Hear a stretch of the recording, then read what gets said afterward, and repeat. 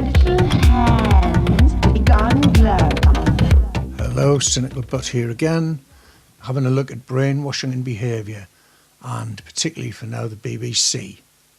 The BBC has been an integral part of repeated cover-ups and continual misinformation in the UK for generations and generations.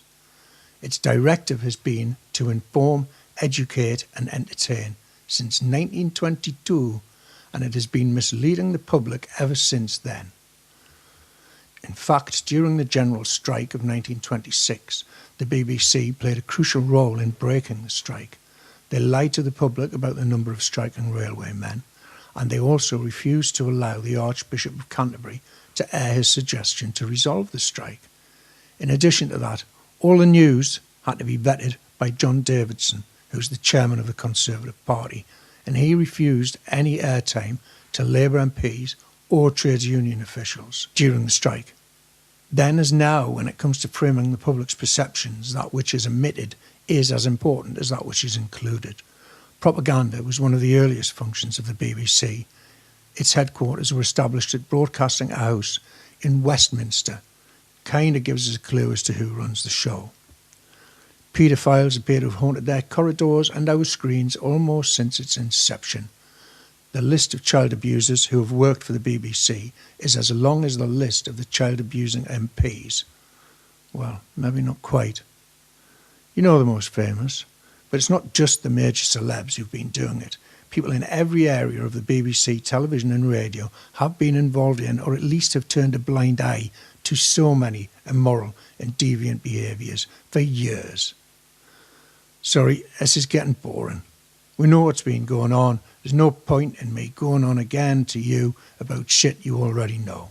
But between the BBC and Westminster, there is no way of getting to the facts. It's cover-up after cover-up, each one covering the other's arse, making sure the truth can't sodomise either one of them.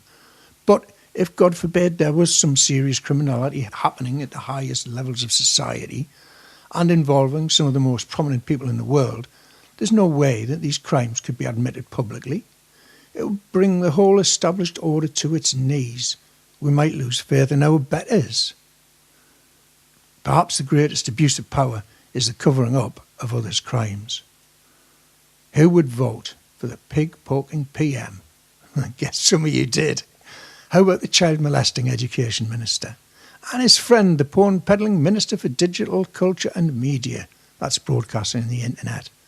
Or the sheep-shagging minister of agriculture, who'd soon be out of a post, while the human trafficker and smack smuggler, the minister for international trade, would have to traffic himself and the tax-dodging treasury minister out of the country to avoid a lynching.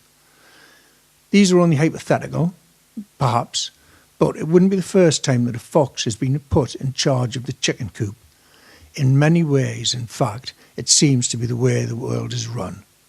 Somehow the most unsuitable people seem to be attracted to the most unsuitable positions where they continue a life of abusing.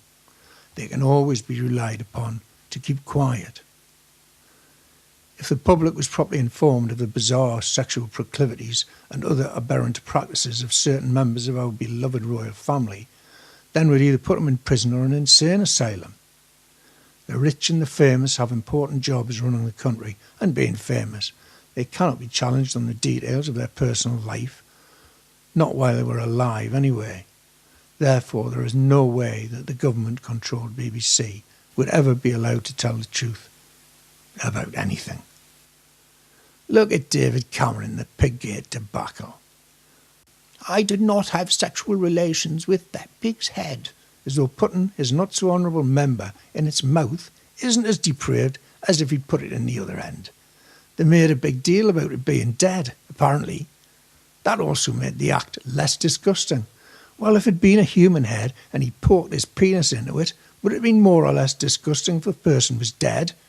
I've heard of a pig and a pork, but a pork and a pig is very different. Excuse me for asking, continue on the same subject here, but how aroused was he when the incident occurred? Or should I say, when the alleged incident occurred? I can't be the only person to wonder if he had a hard-on while performing said act. To my mind, there's a world of difference between a floppy and a woody in those circumstances. If he was erect, then he was turned on, and that is a scary thought. Do you really want a man who can get a hard cock from a pig's head as your MP?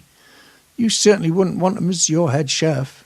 He has never denied having an erection during the aforementioned deed, so perhaps this can be taken as an admission of guilt. TV programming. Well, what's the meaning of the word programme? According to the English Oxford Living Dictionary, programme means, as a noun, it's a set of related measures or activities with a particular long-term aim, or a series of coded software instructions to control the operation of a computer or other machine or people. And as a verb, it is A, provide a computer or other machine or viewer with coded instructions for the automatic performance of a task, and C would be to cause a person or animal to behave in a predetermined way. So when you look at some of those meanings with a cynical eye, an innocent sounding word such as programme becomes much more insidious. Come on, you didn't really think television was for your entertainment, did you? Anyway, cynical but saying cheerio again. Thank you very much for listening. Goodbye.